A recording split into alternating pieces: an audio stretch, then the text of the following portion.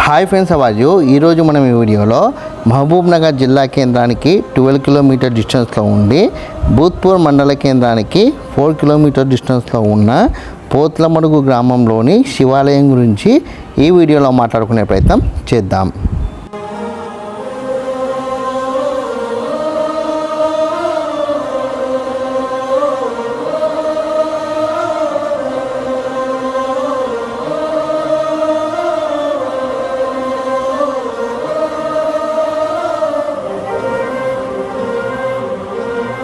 ఈ ఆలయ ప్రాంగణంలోకి నేను ప్రవేశించిన వెంబడే నాకు 4 పురాతన రాతి స్తంభాలు కనబడ్డాయి. ఈ స్తంభాల ఆధారంగా ఇక్కడ పురాతనమైన ఆలయం ఉండేదని మనకి నిర్ధారణ జరుగుతుంది. నేను పోతులమడుగు శివాలయానికి సంబంధించిన వీడియో చేయడానికి గల కారణాల్లో మొదటి కారణం ఈ శివాలయం ముందు పురాతనమైన రాతి విగ్రహాలు ఉండడం. మరో కారణం కాకతీయ సామంతరాజు అయిన గోన గన్నారెడ్డి సోదరి అయిన కుప్పాంబికాదేవి సామాన్య శకం 1276లో వేయించిన బుద్ధాపుర శాసనం, నేటి భూత్పూర్ రామలింగేశ్వర స్వామి ఆలయంలో ఉన్న శాసనంలో పోత్లమడుగు ప్రస్తావన ఉండడం. ఇప్పుడు మీరు వీడియోలో చూస్తున్న ఆకారం అష్టభుజి ఆకారంలో ఉన్న రాతి నిర్మాణం. ఇంతకు ముందుకు ఈ రాతి నిర్మాణం మీద ఇక్కడ ఉన్న నందీశ్వరుణ్ణి పెట్టి ఉంచేవారు.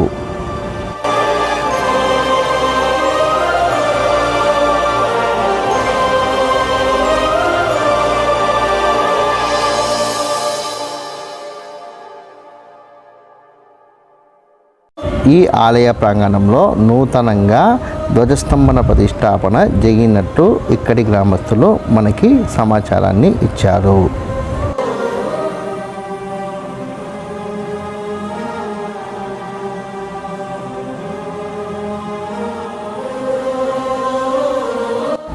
ఆలయ ప్రాంగణంలో నాగదేవతా మూర్తుల యొక్క విగ్రహాల్ని మనం చూడవచ్చు.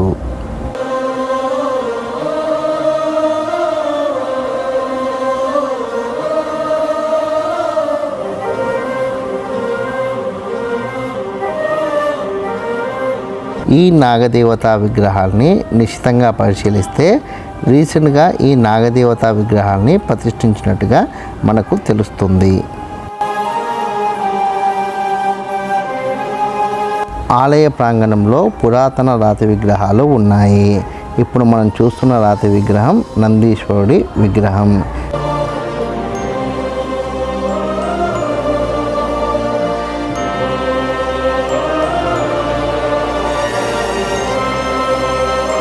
నందీశ్వరుడి విగ్రహం ముందు ఉన్న రాతి నిర్మాణం మనకు కొత్తగా కనబడుతుంది. బహుశా ఆ కాలంలో ఈ రాతి నిర్మాణంలో దీపాన్ని పెట్టడానికి ఉపయోగించి ఉండవచ్చు.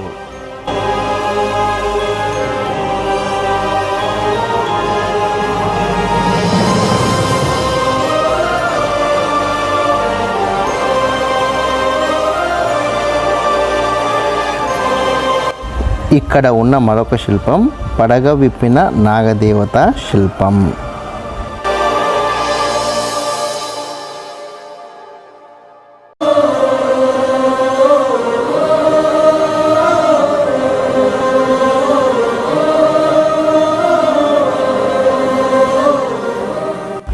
పడగ విప్పిన నాగదేవతా శిల్పం పక్కకు మరో నాగదేవతా శిల్పం ఉంది. కాకపోతే ఈ శిల్పం ఆకారాన్ని మనం పరిశీలిస్తే ఆకారంలో పైభాగంలో మానవ దేహంగాను కింది భాగం సర్పం ఆకారంలో ఉండడం ఈ శిల్పం యొక్క ప్రత్యేకత.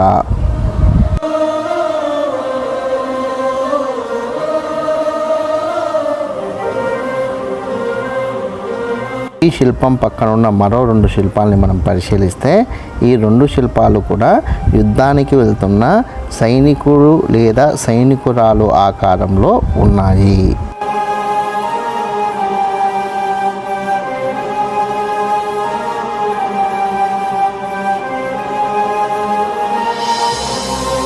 ఈ 2 శిల్పాలని మనం పరిశీలిస్తే కనుక శిల్పానికి పై భాగంలో మనకి సూర్యచంద్ర ఆకారం కనబడుతుంది.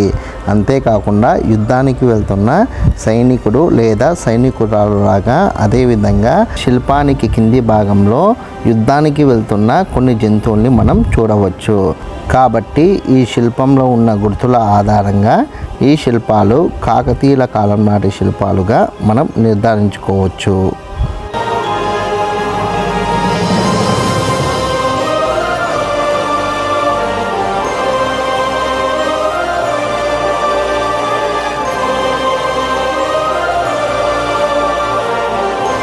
ఇక్కడ ఉన్న మరో శిల్పాన్ని మనం పరిశీలిస్తే యుద్ధానికి వెళ్తున్న సైనికుడు లేదా సైనికురాలులాగా మనకి కనబడుతున్నారు. ఇందులో ఒక చేతిలో కత్తి, ఇంకో చేతిలో ఇంకో ఆయుధం మనకి కనబడుతున్నాయి.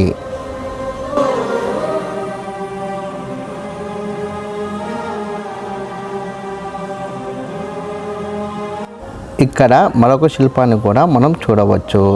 ఈ శిల్పంలో నాగదేవత శిల్పంలాగా ఉండి చేతిలో ఆయుధాల్ని కలిగి ఉంది.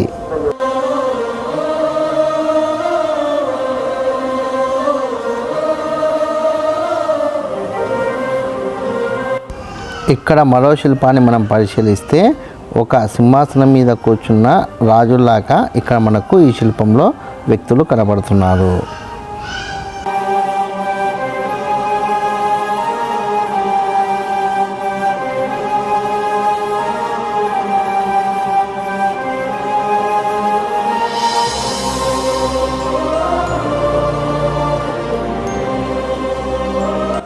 ఈ ఆలయం శివాలయం కావడం వల్ల ప్రధాన ఆలయానికి ఎదురుగా బసవేశ్వరుడు ఉన్నాడు.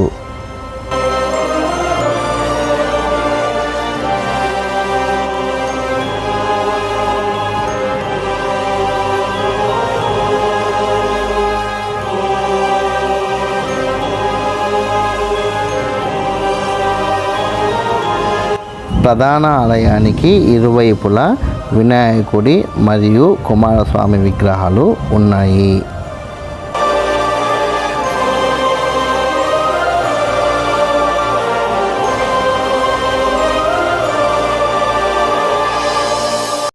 ఈ విధంగా ప్రధాన ఆలయానికి ఇరువైపులా వినాయకుడు మరియు కుమారస్వామి విగ్రహాలని మనం భూత్పూర్ శివాలయంలో కూడా చూడవచ్చు.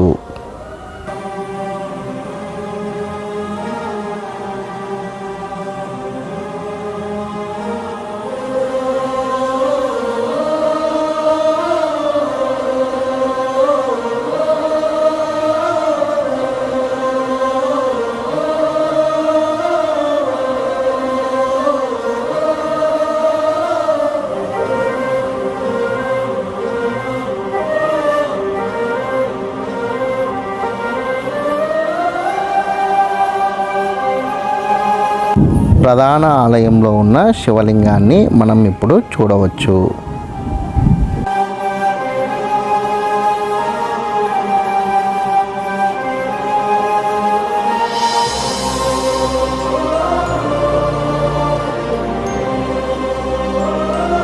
ప్రధాన ఆలయంలోని పైభాగాన్ని కూడా మనము చూడవచ్చు.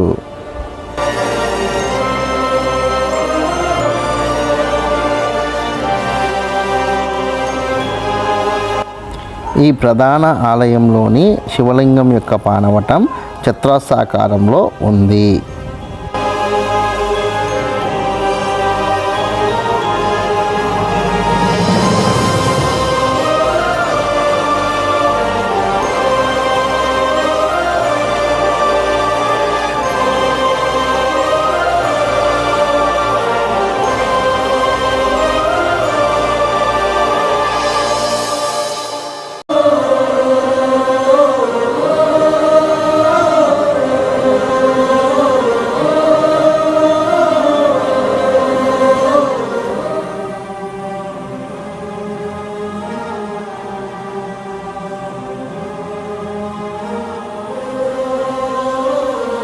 ఇక్కడ ఉన్న ఈ శివలింగం బ్రహ్మసూత్ర శివలింగం.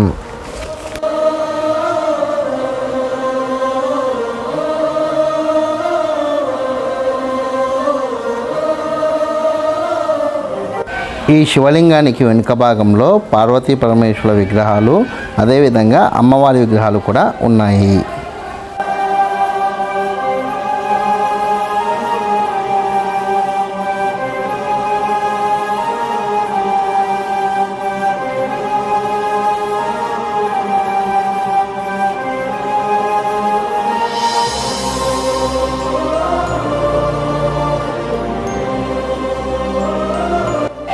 ప్రధాన ఆలయానికి సంబంధించిన ప్రధాన ద్వారం పైభాగంలో కొన్ని వింత ఆకారాలు అయితే ఉన్నాయి. ఈ ఆకారాలు వృత్తాకారంలో ఉన్నాయి.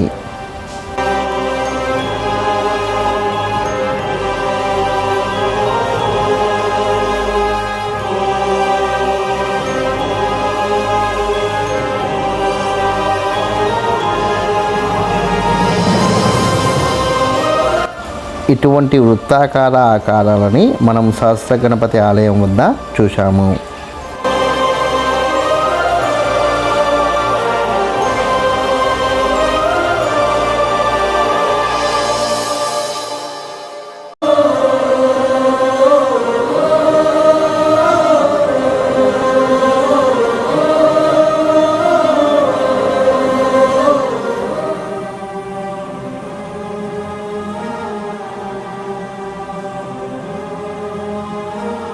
ప్రధాన ఆలయానికి ముందు వైపు ఉన్న గది యొక్క పైభాగాన్ని మనము ఇప్పుడు చూస్తున్నాం.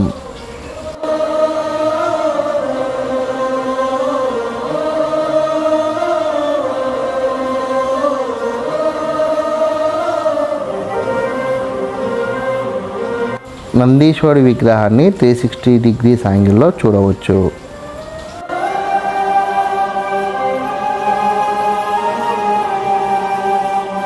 బయట ఉన్న ధ్వజస్తంభం పైన ఉన్న ఆకారాల్ని మనం ఇప్పుడు చూస్తున్నాం.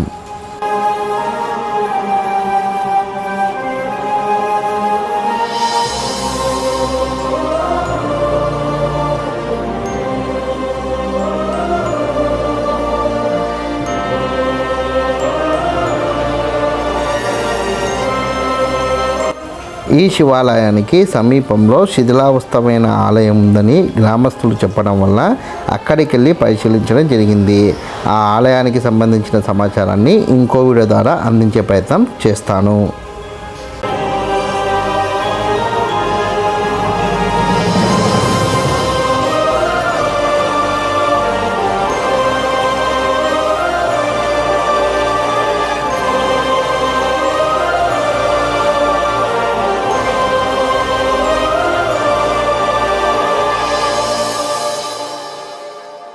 మీ గ్రామాల్లో కూడా ఇటువంటి పురాతన ఆలయాలు ఉంటే కామెంట్ సెక్షన్లో కామెంట్ చేసే ప్రయత్నం చేయండి.